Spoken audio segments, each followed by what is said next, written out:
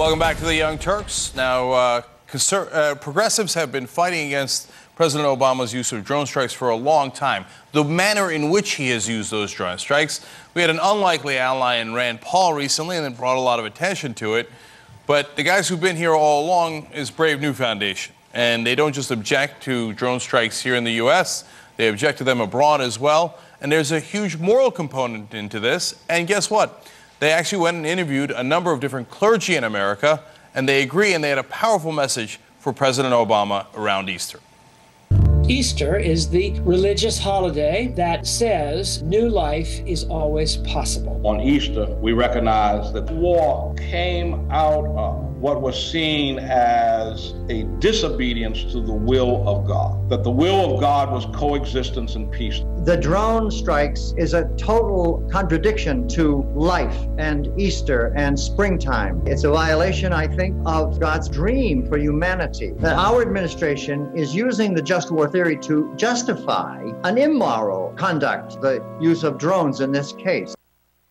All right, now the founder and president of Brave New Foundation, Robert Greenwald, joins us in the studio. Robert, always great to see you. My pleasure. All right, now, of course, the first thing that a lot of Democrats will say is, you're hurting the president. You know, you're putting these clergy on the video here saying, hey, that he's being immoral. That's really strong. You shouldn't do that to a Democratic president. You should do it to anybody who does the wrong thing. There are issues that we should care about because we believe in the issues, and no matter who's in the elected office, we should speak out loud and clear. And I think it's important. I think the LGBT community has done it, the immigrant community has done it, and damn it, the peace community should be doing it consistently. If George Bush were doing what Obama is doing with drones, I think people would be massing in the streets to protest. So in some ways, has President Obama been more damaging to the cause of civil liberties, especially in the case of drones, than a Republican president would have, because he's neutralized nearly 50% of the country that would have normally objected to it? Well, that's a tough question, because either answer is not a great one. I think the important point, though, is that we have a belief system and a military, industrial, congressional complex that believes the way to security is invade, kill, occupy.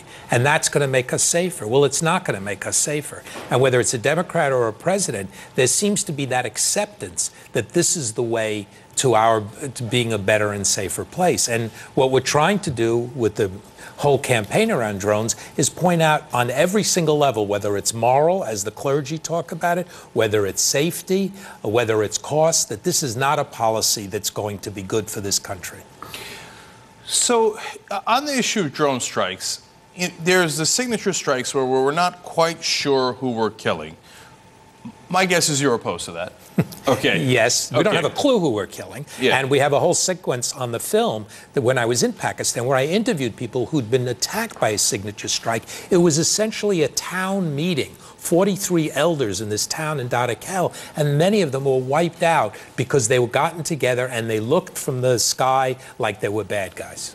Yeah, and by the way, do we know, have they even told us the criteria for what the signatures they're looking for are that makes them guess that it's a bad guy, and when it turns out to be sometimes tribal leaders, sometimes a wedding, etc.? Is it just guns? Do we know? Well, we don't know, because this is the insanity and the horror of this policy. A bureaucrat, a non-elected bureaucrat, is deciding who should live and who should die.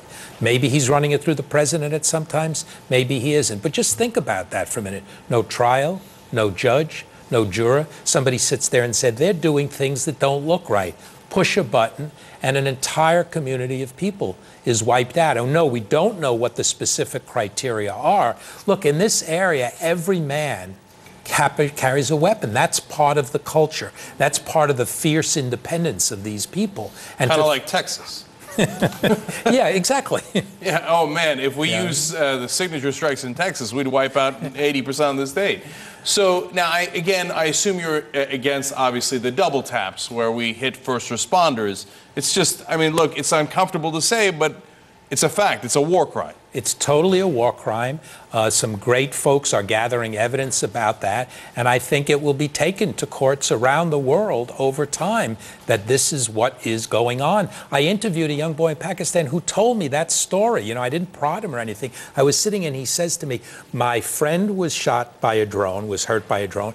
I was afraid to go run and help him because they would then attack me. So it's common knowledge in that area that this is what happens. By the way, the other group that does double taps is Al-Qaeda.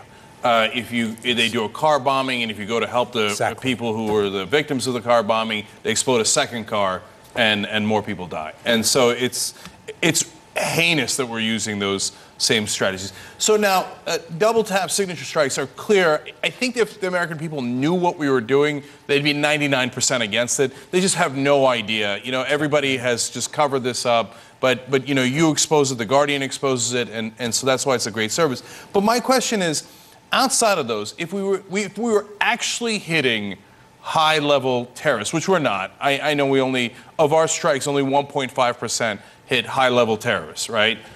Would you be in favor of drone strikes then? Well, the question is, how do we know they're high-level terrorists? Who's deciding?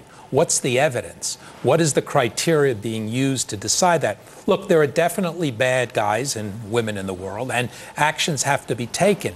Is this an action that meets moral standards, legal standards, international standards, and do we know the information? Again, when I was in Pakistan, so many strikes were undertaken. Why? Because of bribery. That's how they're getting information about who the so-called bad guys are. Why were there so many people in Gitmo who were innocent? Because they were bribing local people whose lives would totally be changed by taking this money. So unfortunately, there's a whole series of questions we have to ask, and we have to ask the administration, we have to ask the CIA, who of course won't answer, for us to be able to make any kind of decision about the 1.5%. So do you stand with Rand? Oh, please, don't put me there. Look, I'm glad he did it. You know, it's important that the issue be brought to the fore. He did a lot of it. But now we've got a lot of questions that we all need to ask. And again, I think it's important to keep going back to the mindset. We cannot kill our way to security. You can see the full video, which is really powerful, with all the different clergy on warcosts.com. And Robert, you know, to your point as we leave here, on what works and what doesn't work. You know, oh, kill, it's going to work. Who's the only guy that got us a peace deal in the Middle East? Jimmy Carter. Okay, yes, one guy who didn't believe in kill, he actually believed in peace, and guess what? We got peace! Yeah, we had somebody who actually went out and tried for that rather than just occupying and invading. Exactly. Robert Greenwald, pleasure as always. Thank you.